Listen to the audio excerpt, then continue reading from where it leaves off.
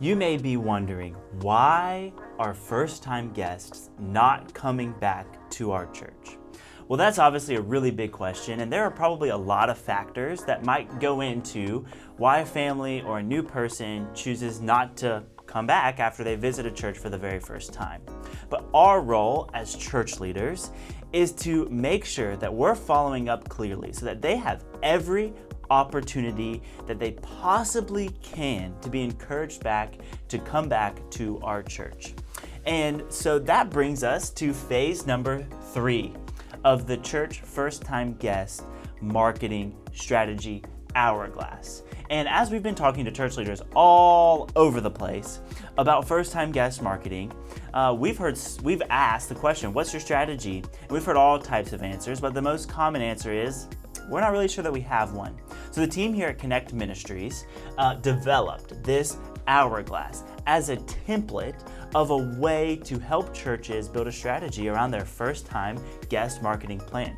And so in previous videos that are linked in the description, we've walked through the overview of this hourglass, the meet phase, the greet phase, and now we want to go into some pillars of how can we build a plan to help encourage first-time guests to repeat. And that means to come back. See, if someone visits a church for the first time, there's about a 10 to 15% chance that they're going to get involved in the local church. Now, if they come back for a second time, if they do repeat, then there's about an 80% chance that they're going to move forward with regular attendance or membership. So this is a key part of the process. Just because they showed up once means we can't let our foot off the gas. We've got to make sure that we're doing everything we can to encourage them to repeat. Yes, and as we're thinking about this first-time guest marketing strategy, we want you guys also to give yourself grace throughout this process and know that everyone as a person might be different. They might want different things or want a certain aspect of a church to look a certain way, and so that is okay. So with this strategy, we want you guys to give yourself grace throughout this process. But one thing that we want for you guys to know that you have solid and secure is that your communication plan is clear and established, and that is not the reason while you are losing these first-time guests. Now, your communication plan can look like so many different things. There's not one exact way to have a clear follow-up communication plan. But there are some recommendations that we have. We want to make sure that it's personal in some way. They should hear from someone that they met on Sunday in the next week. It could be a text, it could be a handwritten note, it could be a phone call or a personalized video, but we want to make sure that they know that the relationships that they build on Sunday are not just for that, 2-hour block on Sundays. They go on past that. You also want to make sure that they're communicated over email so that they can have some information about what's coming next. But what you want to do is you want to make sure that you have a clear template, because if you don't have a clear template for your communication, a lot of times the communication will not happen.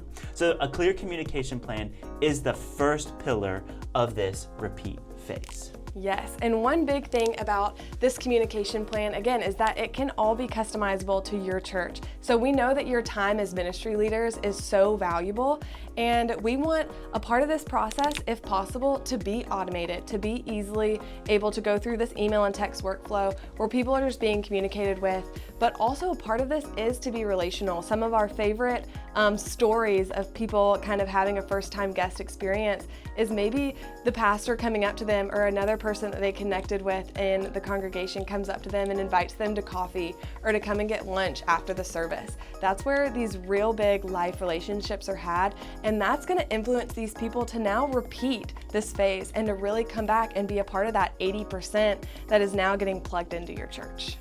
About how many emails do you think you get in a day? And how many of those do you actually want to get during the day?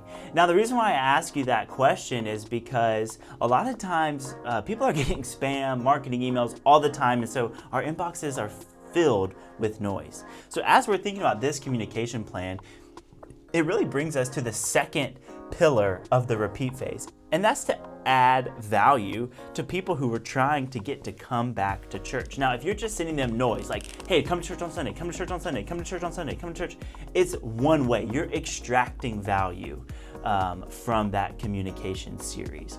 But the second pillar goes to the idea of adding value. What would it look like for you to provide resources? Like, hey, say they come to church on Sunday. What if part of the follow-up plan was, hey, here are 3 questions that you could ask your kids to follow up from Sunday school. We loved having you here, and we're now equipping you to be the leader of your home. Or what if it was a fun activity where they made a craft, and then that craft had a little devotional tied with it that tied back to what they learned that Sunday at church.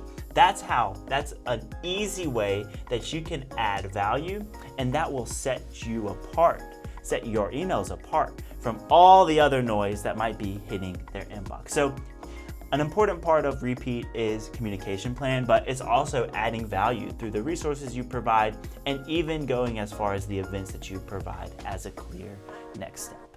And within this idea of adding value, you also want to be adding these personalized aspects within these plans. And so it kind of partners really well with this adding value idea of things. So if you're hosting a specific event for Easter or a Sunday service gathering or a mom's lunch, make sure that you're following up with them in that intentional way with personalized aspects of maybe ideas that you talked about or stories that were shared during that event or a story that was shared during the Sunday service. Those personalized aspects will just be able to build trust with these first-time guests to be like, this actually was what they were talking about during the service, or I also felt connected to this person's story that they shared.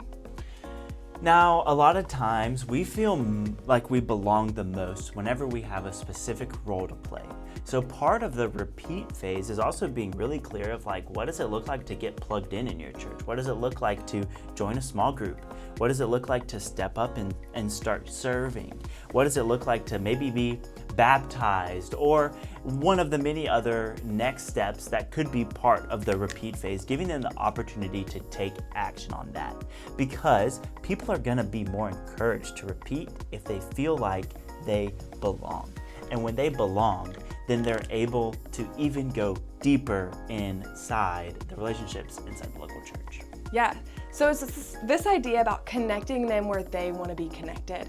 So like we said, if somebody walks in and they're a mom, connect them with another local mom. If they're, in a youth program, connect them to other kids within the youth group so that they can start building those relationships with like-minded people who are in the same season of life of them, because then that's where these relationships really start to grow deeper, and then they begin to repeat in this phase.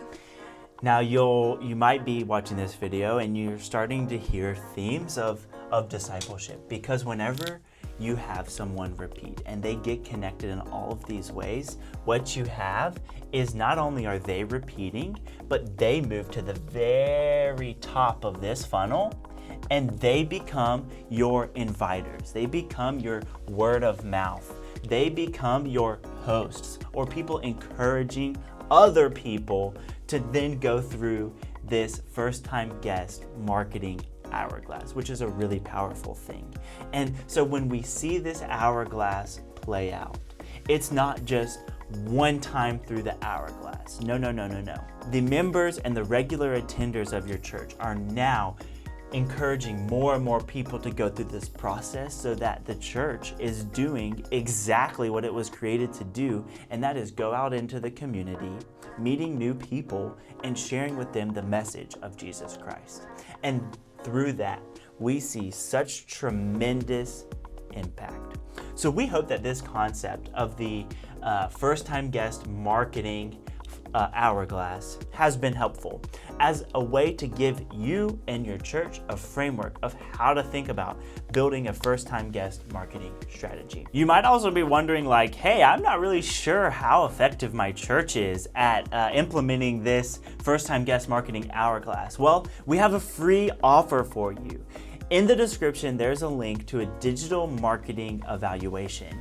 And on that link, you'll be able to fill out a form to request a free evaluation from our experienced Connect marketing team, where we'll go through all of your digital presence and give you a one-page PDF, as well as we'll walk through that PDF with you in about a 30-minute video call to measure how effective is your church at marketing plan for first-time guests. So if you're like, man, it'd be awesome to hear from some of the expertise of people who are in this every day, then that is a free offer for you. Check out the description, and we'll look forward to helping you meet new people in your community.